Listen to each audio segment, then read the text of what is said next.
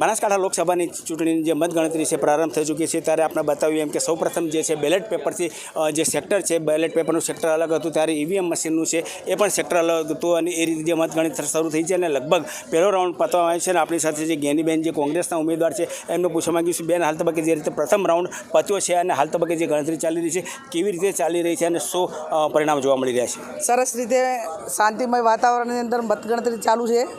અમારી જે ધારણા હતી બૂથો ઉપર કે આ વિધાનસભામાં આ રીતે થાય, આ વિધાનસભામાં આ રીતે થાય, જે અમારું કેલ્ક્યુલેશન હતું એ પ્રમાણે જ મત નીકળી રહ્યા છે. ત્યારે દાતા હોય, પાલનપુર હોય, ધાનેરા હોય, આ તમામ વિધાનસભાઓમાં પહેલા રાઉન્ડમાં જ કોંગ્રેસની લીડ છે. પાલનપુર હોય એટલે આ પ્રમાણે જે મતગણતરી અત્યારે શરૂઆતનો એક રાઉન્ડ પૂરો થયો છે અને સાથે વિધાનસભાની ગણતરી અલગ અલગ છે એટલે સંતોષકારક રીતે સારી રીતે મતગણતરી ચાલુ છે. બેન ક્યાંક થરાદ તરફ છે જે થરાદ તરફ કંઈક અલગ જોવા મળી રહ્યું છે, ક્યાંક રેખાબેન કંઈક આગળ લાગી રહ્યા છે.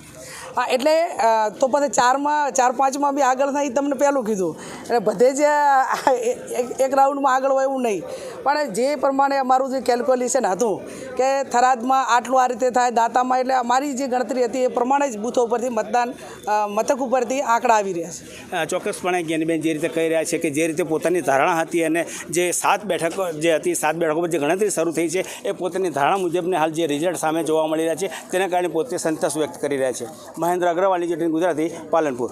બનાસકાંઠા લોકસભાની ચૂંટણીની જે મતગણતરી છે પ્રારંભ થઈ ચૂકી છે ત્યારે આપણે બતાવ્યું એમ કે સૌપ્રથમ જે છે બેલેટ પેપરથી જે સેક્ટર છે બેલેટ પેપરનું સેક્ટર અલગ હતું ત્યારે ઈવીએમ મશીનનું છે એ પણ સેક્ટર અલગ હતું અને એ રીતે જે મતગણતરી શરૂ થઈ છે અને લગભગ પહેલો રાઉન્ડ પતવામાં આવે છે અને આપણી સાથે જે જ્ઞાનીબેન જે કોંગ્રેસના ઉમેદવાર છે એમને પૂછવા માંગ્યું છે બેન હાલ તબક્કે જે રીતે પ્રથમ રાઉન્ડ પત્યો છે અને હાલ તબક્કે જે ગણતરી ચાલી રહી છે કેવી રીતે ચાલી રહી છે અને શું પરિણામ જોવા મળી રહ્યા છે? સરસ રીતે શાંતિમય વાતાવરણની અંદર મતગણતરી ચાલુ છે.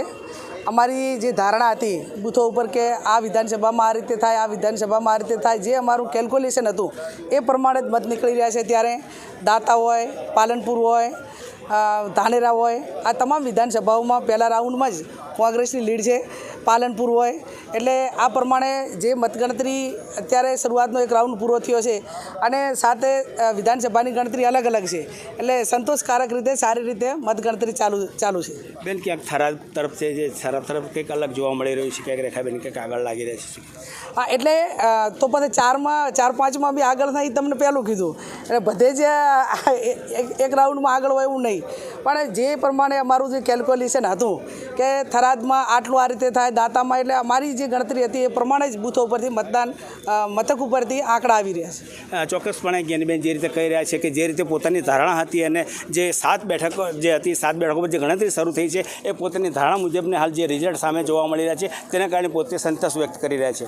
મહેન્દ્ર અગ્રવાલની ચૂંટણી ગુજરાતી પાલનપુર.